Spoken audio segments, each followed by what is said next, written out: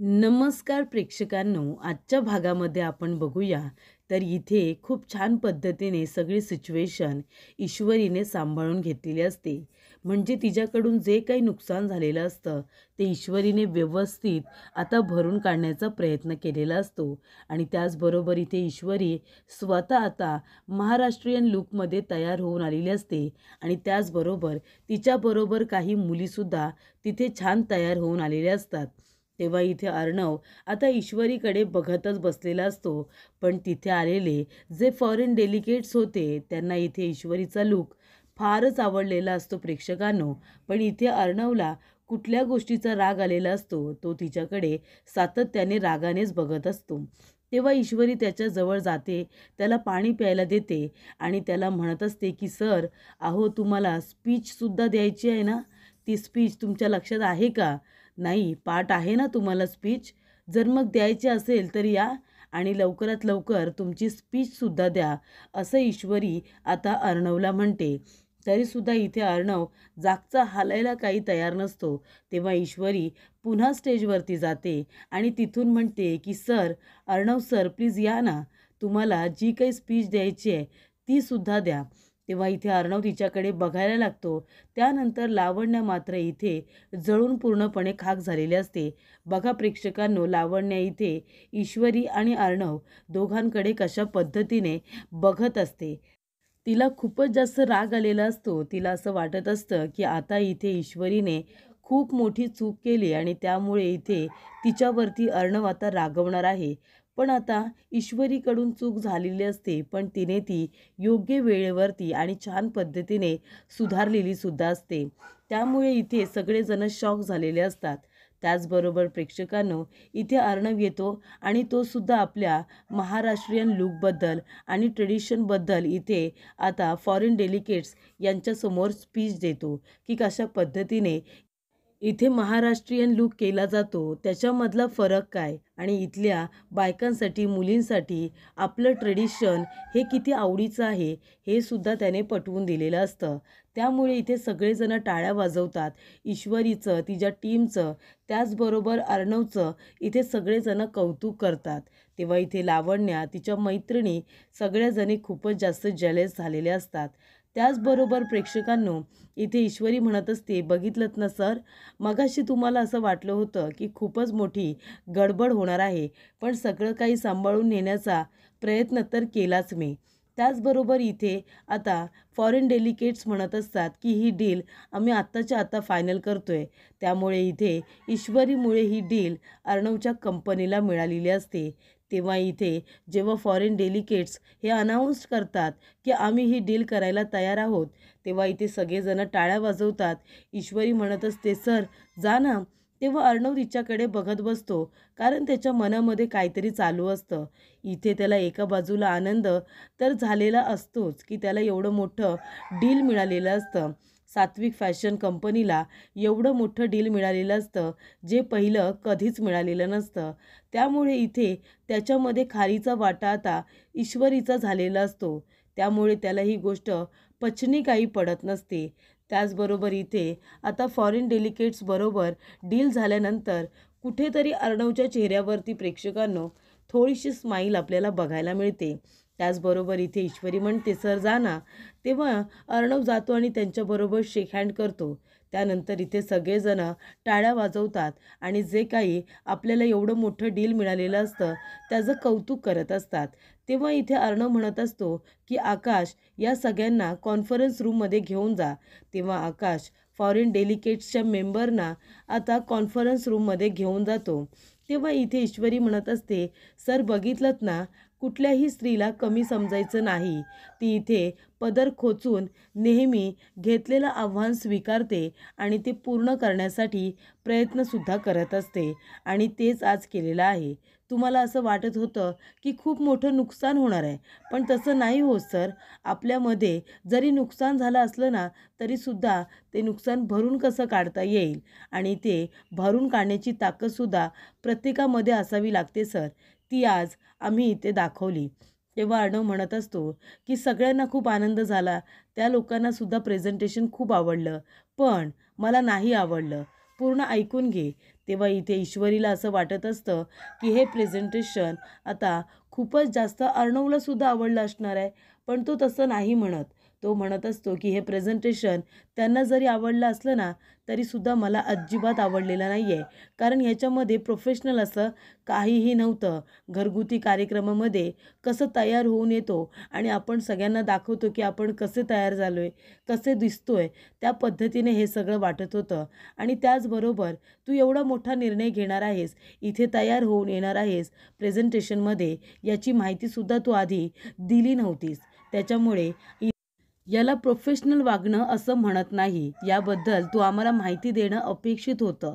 त्याचबरोबर इथे तू जे काही वागलेस ना त्याच्याबद्दल याच्यावरती मी केस करू शकतो, कारण त्याला चांगलं वागणं म्हणत नाही.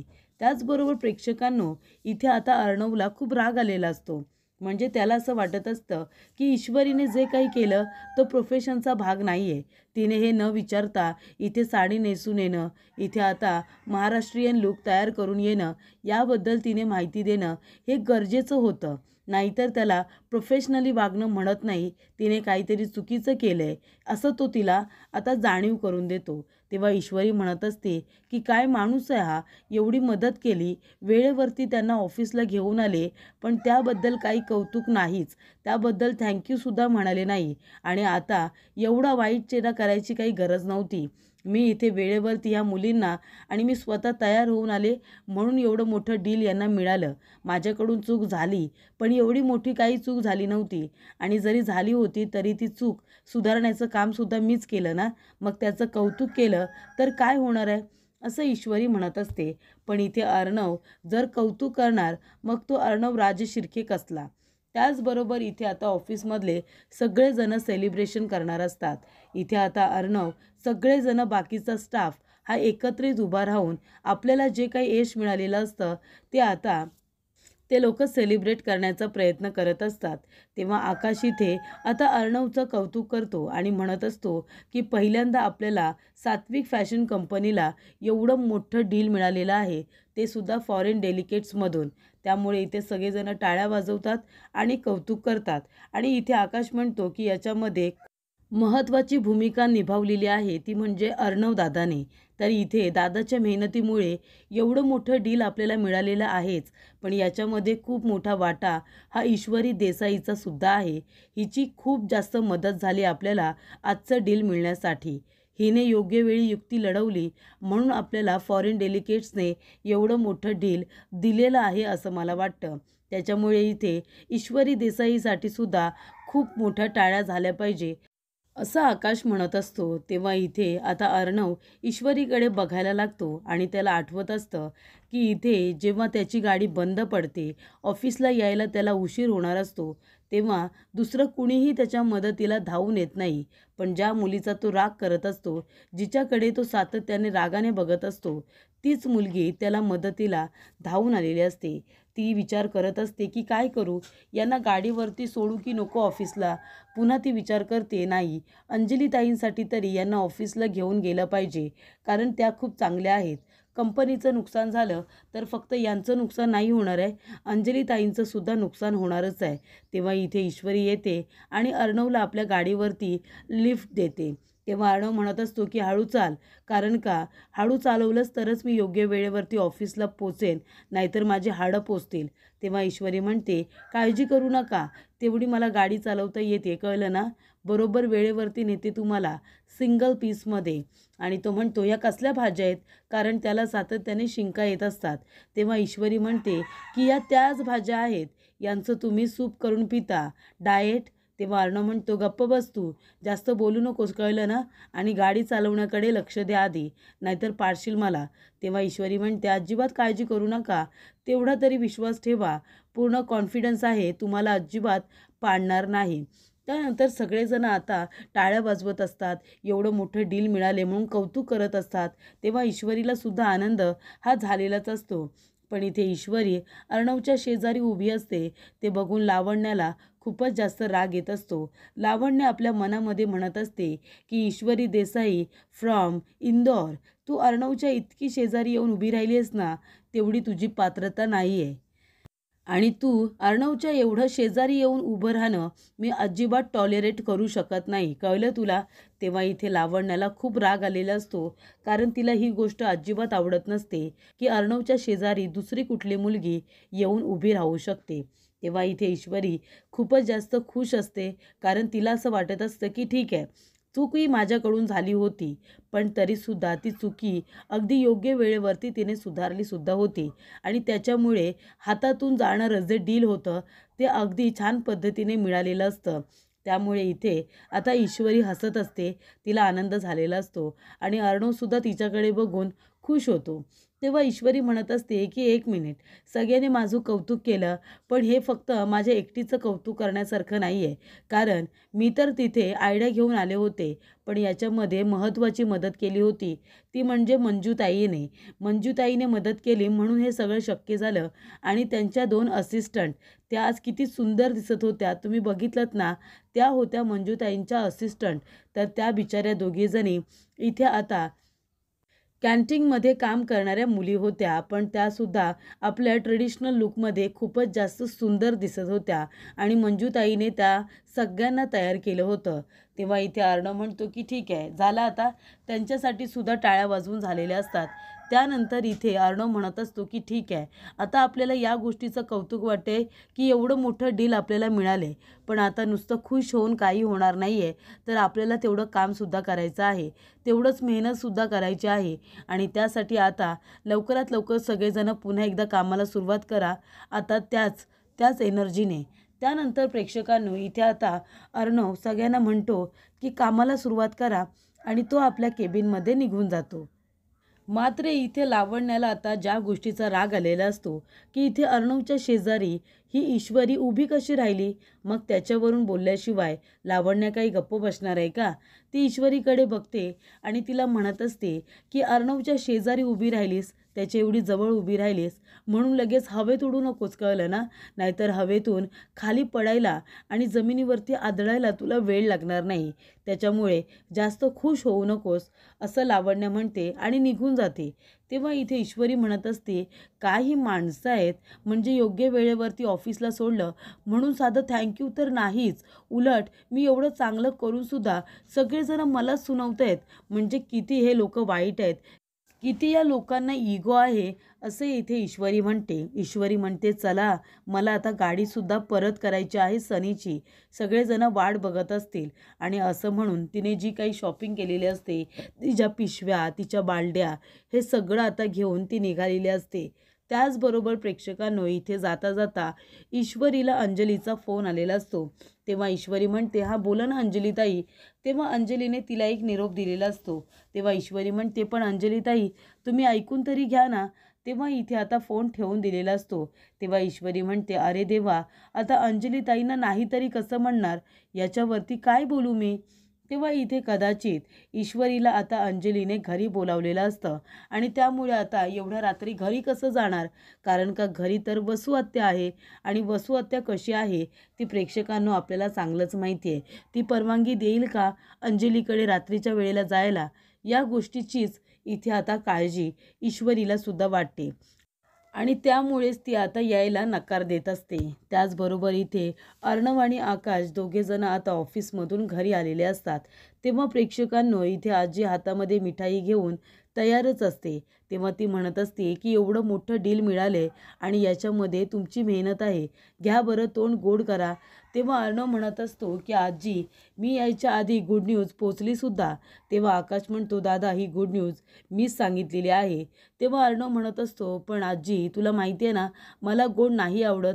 तेव्हा आजी म्हणते अरे तुला गोड नाही आवडत ते बरोबर बोलतोयस तू, पण एवढा मोठा आनंदाचा क्षण आहे की नाही, मग थोडंसं गोड खाल्लं तरी चालतं आणि हा देवाचा प्रसाद आहे, काही मिठाई नाही आहे, देवाचा प्रसाद थोडा तरी खायचा असतो, माहिती आहे ना?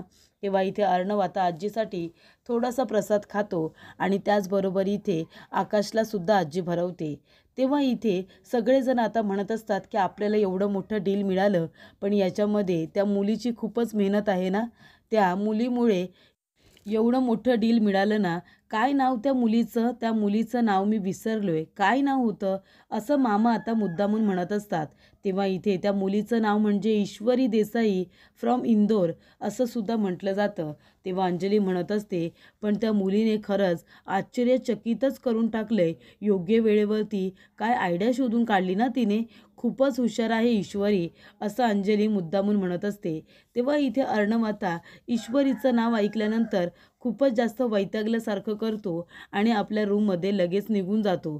तो म्हणत असतो की आकाश, आज आपली कॉन्फरन्स आहे, तुला माहिती आहे ना, त्याच्यामुळे आपल्याला आता त्याची तयारी करायची आहे. तू लॅपटॉपमध्ये सगळी तयारी करून ठेव, आपल्याला आता इथे ऑनलाईन कॉन्फरन्स आपली होणार आहे, असं सुद्धा तो म्हणत असतो.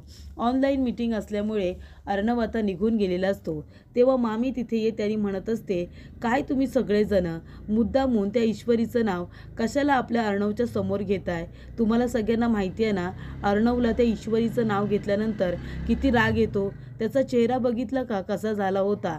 कशाला उगाच तुम्ही त्या ईश्वरीचं नाव घेता आणि तिचं कौतुक करता. तेव्हा इकडे आता ईश्वरीचं नाव घेतल्यानंतर इथे आता सगळ्यात जास्त राग तर वल्लरीला येत असतो. अर्णवला इतका राग येत सुद्धा नसतो, तरीसुद्धा अर्णव कशासाठी एवढा वैतागलेला असतो काय माहिती. त्याचबरोबर इथे आता सगळेजण छान एन्जॉय करत असतात आणि त्यामुळे ईश्वरीला सुद्धा अंजलीने घरी बोलावलेलं असतं. पण आता परवानगी वसूची कशी काय घेणार. त्यामुळे इथे आता ईश्वरी आलेली असते आणि नम्रता तिला घेऊन आलेली असते आणि म्हणते की आत्याची परवानगी घे. तेव्हा इथे ईश्वरी घाबरत असते. तेव्हा नम्रता म्हणते की ये ना तू ये. तेव्हा इथे आत्या म्हणते, काय गं, काय झालं, एवढी नटून थटून रात्रीच्या वेळेला कुठे चालली आहेस तू नट्टापट्टा करून. तेव्हा ईश्वरी म्हणत असते की आत्या, अगं आमच्या कंपनीला खूप मोठं डील मिळाले ना, तेव्हा पार्टी, मला अंजलीताईंनी बोलावले त्यांच्या घरी, मी जाऊ का. तेव्हा वसू आत्या म्हणते, काय एवढ्या रात्री तू पार्टीला चालली आहेस आणि साधं मला विचारलंसुद्धा नाहीस, माझी परवानगीसुद्धा घेतली नाहीस, तयार होऊन माझ्या समोरच येऊन उभी राहिलीस डायरेक्ट तू. मी तुला कुठेही जाऊ देणार नाही आहे, कळलं तुला, कुठेही पार्टीला जायचं नाही. तेव्हा इथे आता वसू आत्याने साफ तिला आता नकारच दिलेला असतो. त्याचबरोबर नम्रता म्हणत असते, आत्या अगं असं काय करतेस, त्यांच्या कंपनीची पार्टी आहे की नाही, सगळेजण जाणार आहेत, मग आपल्या इशूने सुद्धा जायला नको का. तेव्हा तू तिला परवानगी देऊन टाक ना, अगं ती लगेच येईल. तेव्हा वसू आत्या म्हणते, तू गप्प बस गं, तू कशाला इतकी लाडाला येतेस, मी तिला अजिबात परवानगी देणार नाही आहे, पुन्हा काहीतरी गडबड करून ठेवेल. तेव्हा नम्रता म्हणते, आत्या असं काय करतेस तू, ती ऑफिसला जाते आणि तिथली पार्टी आहे की नाही, आता जर इथे बाबा असते ना तर त्यांनी नक्की परवानगी दिली असती, त्यांनी कधीही नकार दिला नसता, कारण त्यांना माहिती आहे कामाबरोबर पार्टी वगैरे किती महत्त्वाची असते, तो सुद्धा कामाचा भाग आहे अगं. तेव्हा इथे आत्या म्हणत असते, ए गप्प बस, कशाला एवढ्या रात्री तुझ्या बाबांना फोन करतेस, तू जर बाबांना फोन केलास ना तर ते मलाच ओरडतील, काही गरज नाही आहे दादाला फोन करायची, काही झालं की बाबांना फोन करू का, कशाला मला ओरडा द्यायला. तेव्हा इथे आता ईश्वरी बाहेर जाणार, तर इथे वसू आत्याच्या डोक्याला आधीच ताप झालेला असतो, कारण प्रेक्षकांनो याच्यामध्ये वसू आत्याची सुद्धा काही चुकी नाही आहे, कारण ईश्वरी बरोबर आतापर्यंत जे काही घडत आलं आहे ना, त्यामुळे त्यांच्या कुटुंबाला सुद्धा खूपच जास्त त्यातून सफर करावं लागलेलं असतं.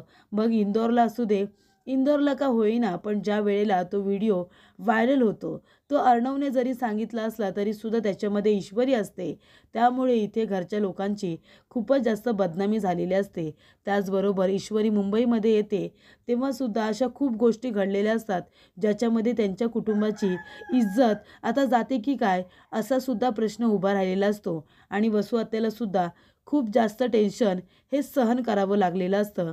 त्यामुळे रात्रीच्या वेळेला ईश्वरीला कुठेतरी बाहेर पाठवणं इथे आता आत्याला अजिबात पटत नसतं, पण इथे अंजलीने बोलवल्यामुळे आता तिलासुद्धा जायचं असतं, कारण अंजली खूप चांगली आहे तिच्यासाठी हे तिला माहिती आहे.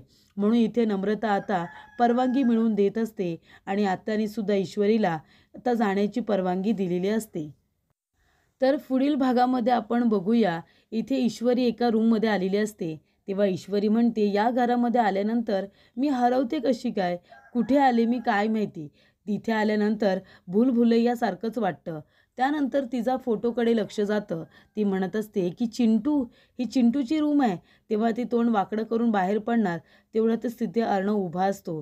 त्याचबरोबर इथे सगळेजण सेलिब्रेशन करत असतात, आनंदात असतात आणि तेव्हा तिथे राकेश आलेला असतो. राकेश जेव्हा बघतो त्याच्या पायाखालची जमीनच सरकते.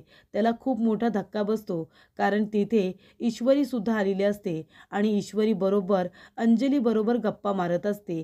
त्यामुळे इथे आता राकेश आल्यानंतर ईश्वरीला तिथे बघतो आणि तो खूपच जास्त टेन्शनमध्ये आलेला असतो.